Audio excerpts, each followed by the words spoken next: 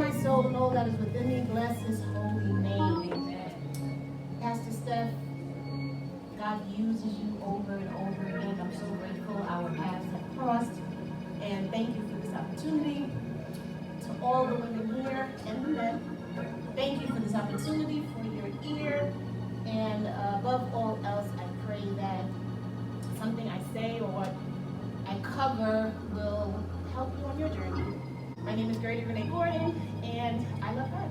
Amen. I am a child of God, grew up. You know how you don't realize certain things until afterward you can look back and see how God has been instrumental in your life, whether you even knew that that was God or was able to acknowledge God. Yes. A lot of things as I was preparing I started to realize and recognize that. And so to all the fellow speakers that went before me, God bless you. I thank you. Thank you for speaking into my life, and thank you for your testimony. We know the word says we overcome by the blood of the Lamb and by the words of our testimony. And so if no one else told you, you impacted me, and I thank you. That God be glorified in this moment. Yeah. When speaking with Pastor Steph on the subject, she told me the theme, breaking the yoke, we're not doing that. And she wanted me to come from the lens of what my vocation, and I've been a cosmetologist for over 20 years. For 25 years, actually. Licensed cosmetologist, owner of a salon and spa for several years. We actually won Best in Queens 4 years in a row. Grateful to Pastor Steph also, because I'm a child of South Jamaica Queens. And so coming here was very nostalgic to come back, because I live on Long Island now. But this was my road. I went to a high school nearby, I lived nearby, and I would walk to Sutton and Liberty and take the Q6 to August Martin every day. So coming here, these were my stomping grounds. Right, and so thank you. So that was something I didn't expect, but it was so nostalgic to be back. And so it's been a good day, it's been great. So back to the purposes of what I'm here for is breaking the yoke, we're not doing that, and just going over what's happening and what we can do to not do that anymore as it pertains to our hair and scalp care. Yes. One of the things, being a child of God and being a minister, yet finding my calling through aesthetics and through the beauty and fashion industry could be challenging, right? Because in this industry, the focus is on the outward aesthetic. But we know that true beauty does emanate from the inside out. Yes, yes. And not only does it emanate from the inside out, it comes from what God gives us. Yes.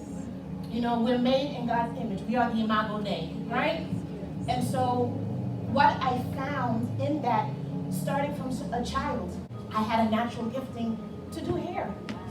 I was 8 years old, the youngest of four, all females, and I was braiding. I was braiding hair. I ended up becoming the neighborhood hairdresser and would just do it because it just came natural. Back to what I was saying about you don't realize sometimes how God's hand is on your life and what you're doing. From a young age, I understood the power of touch and how being in this position to be so close and intimate with others, touching them in their head, not knowing how powerful that could be. As I got older and deeper in my walk with Christ, I recognized what that was. But I had been doing this for so long. I started when I was 8 years old, to the point where people didn't believe I actually did the hair, and my sisters and my mother and my grandmother were like, no, she actually did that.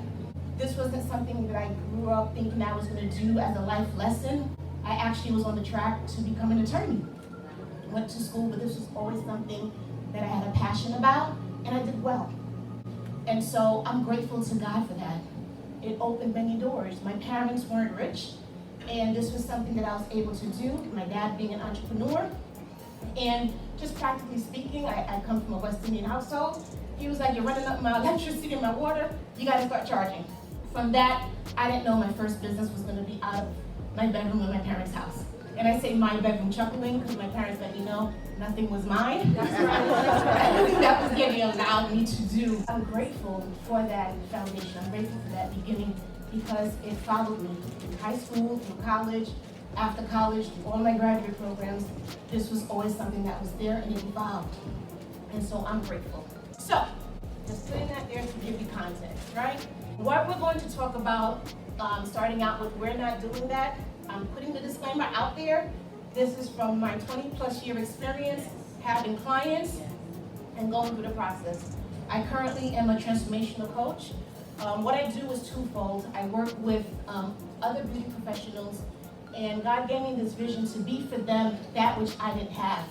So I kind of just learned as I went along. I spent a lot of money, did a lot of investment, and did a lot of mistakes to be able to take my gift and go to school, invest in it, open a salon, and operate a business in excellence unto God. Yeah. Right now, that's what I do for young girls and boys who want to open a business. They have the gifting, but just don't have the business acumen. I train them and help them open businesses, and I'm grateful for it.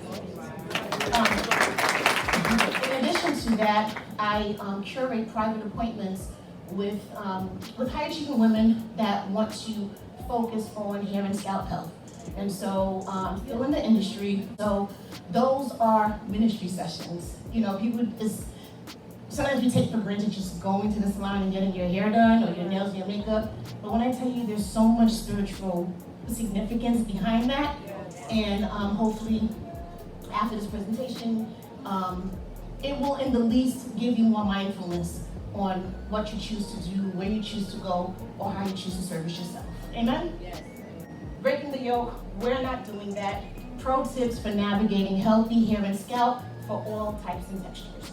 So the first thing we're not doing, and it's gonna come across as probably controversial, the first thing we're not doing is ascribing to this notion of protective styling. There's so much misinformation going out there. I call myself having a love-hate relationship with YouTube because there's a plethora of information. However, on YouTube, it's not regulated. So someone will take something that works for them and put it out there, do a video, and people will constantly try to do it or try to emulate it and practice and do it. And oftentimes, it's just not as detrimental to your hair and your scalp. So a catchphrase, I just can't, I'm totally against this concept of protective styling. What are we really protecting? 95% of the people that will come to me after having a year or so of protective styling have compromised edges, if they have edges at all, have breakage throughout, have what's called traction alopecia. There are 7 different types of alopecia, 6 of which are autoimmune. Traction alopecia is not one of them. That is induced, whether it be self-inflicted or someone did it to you. You'll find a lot of people, especially with all that's happening, in general, we've gotten very conscious of what we put in our bodies, what we're putting on, what we ingest and what we're putting on ourselves, and that's good. However, some people, in my opinion, have taken it way too far. Exactly. And with the protective styling, that's been a major one over the past, I would say 5 years or so, where it's really taken speed, and people are doing themselves a disservice. Some of you may be thinking, you're saying we're not doing that protective styling, but you're standing up there with braids in your hair. And so what I mean by protective styling is that the methods that are being used to achieve different styling to give your hair a break is what's the problem. I'm encouraging you that if you're doing it yourself or if you're going to get it done, to be vocal. I'm constantly amazed at how many people would come to me and they knew that the person was pulling their hair too tight. They knew that this is hurting a lot. They're getting this professional is telling them, take 2 Tylenol, it'll wear off in a couple of days. No, if it's twists, braids, locks, whatever you're doing, it should not be to the point where it's pulling your hair so much that you're getting those bumps, that your skin is raised, that you have a headache for days, and you're just trying to let it loosen out. There's something inherently wrong with that, and there's wrong with people who are proposing this and doing it and charging you for it. While I understand the premise of protective styling, unfortunately, the vast majority of people who are doing these styles are not taking care of your hair or your scalp. Hopefully you're able to see that and be able to be vocal. If you do go get it done, if you're doing it to yourself, it should not be full of tension. Throw away the idea that if I'm paying this much, I want it to last. Take the time out to do your due diligence and do some research, because there are some really great practitioners out there that really are going to protect your hair and your scalp and provide you with beautiful styling. I got my braids done yesterday. Nothing hurts. It's not pulling. I'm able to manipulate my hair. I have a lot of hair, and ever since having kids, I sweat like nobody's business. And so being busy, what have you, this is something that is easy and convenient for me. But no way would I be somewhere or have somebody doing it or doing it to myself to the point where I'm in pain. I can't move my scalp. I can't lay down. And that's not only for braids, it's for the locks. If you're getting an install and it's sewn down, all of those things, you can achieve them and have them done in a way that does not compromise your hair or your scalp. A lot of things that in the past few years that have gotten very popular with protective styles are crochet. Being mindful that everything that's out there, you'll find something that's inexpensive and maybe quick, but it's at the expense of the health of your hair and scalp.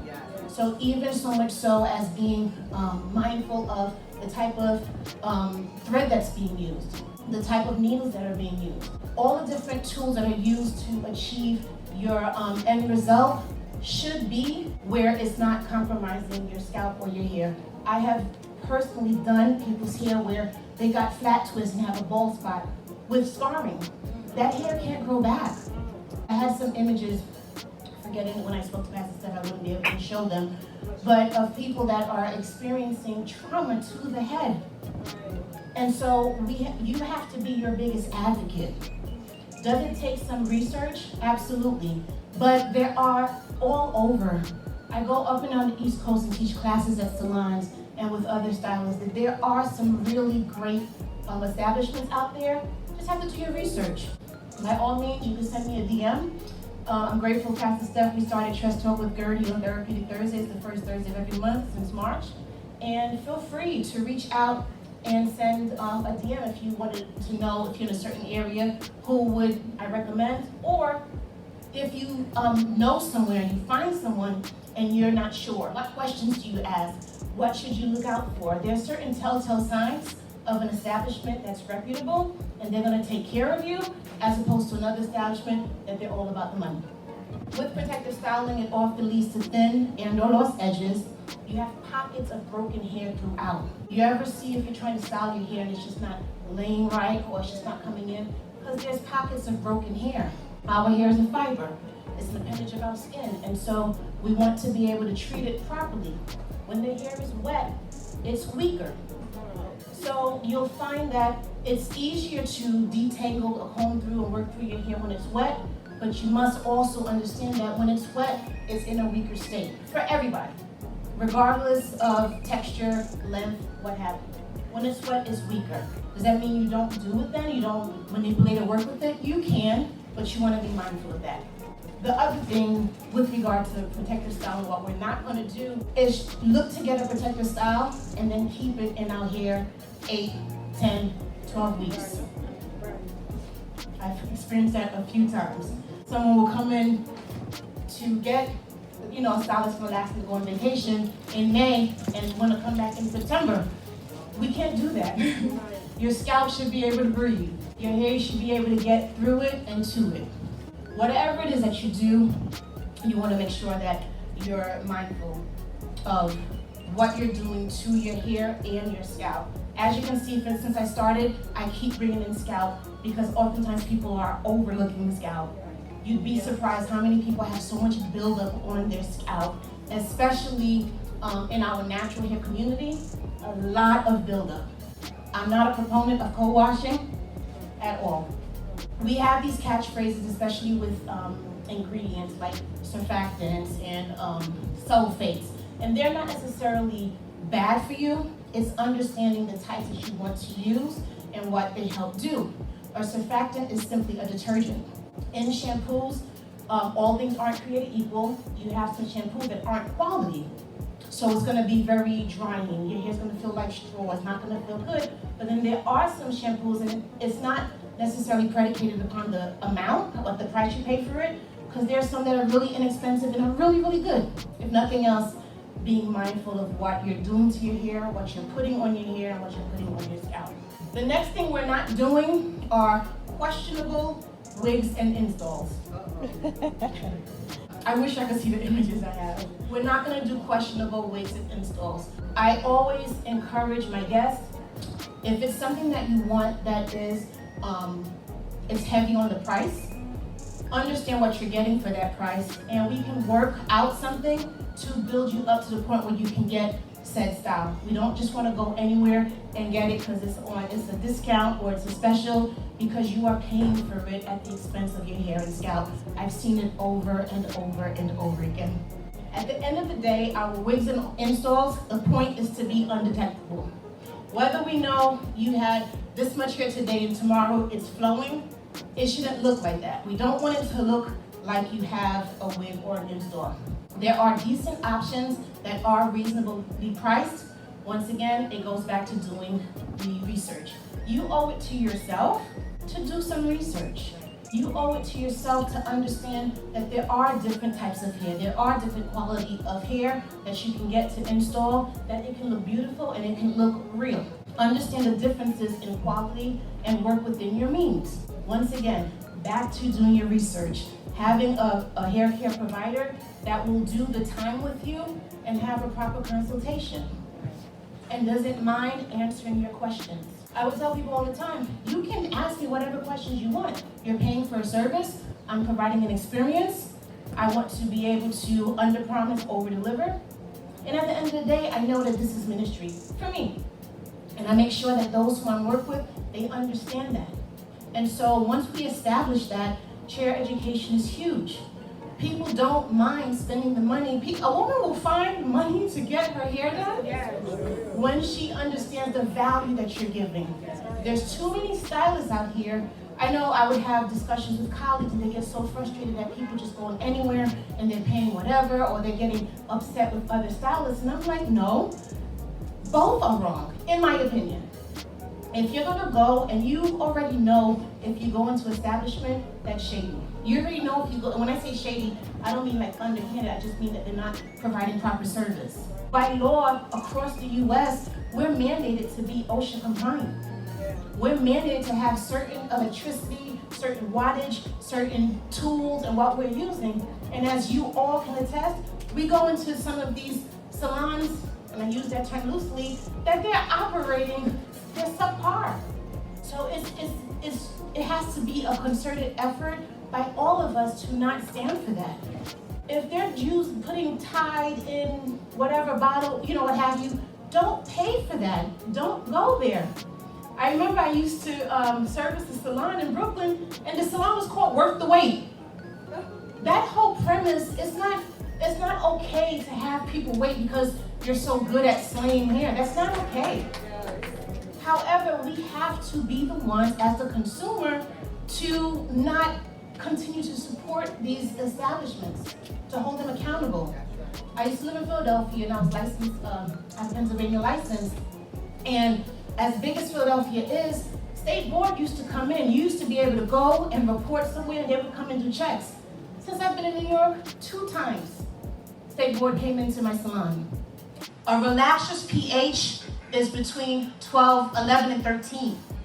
So that's how, when someone's using the wrong relaxer, I personally, in my experience, don't think there's ever a need for a super relaxer for anybody. I don't care how tight that curl is. There's no need. I use mild on 98% of my guests. But understanding and respecting the technology of relaxer, knowing that, all right, this can go up to a pH of 13. So I can't leave it in the hair 50 minutes. I've witnessed stylists say, is it burning yet? Yes. It's not burning? Yes. And that's, they'll let them sit. Yes. No, that's wrong. We're not doing that. I don't know where it started, but some people seem to think if they don't have a relaxer, but they have color, they're natural. That's not the case. Color is also a chemical. Color is also breaking the disulfide bonds. It's also doing those processes. So I know some people are like, oh, I'll never do my own relaxer, but you're getting Dr. Lovely, Carol, and what have you. You're setting yourself up for the same risks. It's the same thing. So those are something I always say, seek a professional. And unfortunately, when I say professional, I don't mean just because someone has a license, because I know a lot of non-professional licensed cosmetologists. Okay? So making sure that you're not trying to do chemical processes at home DIY. Please don't.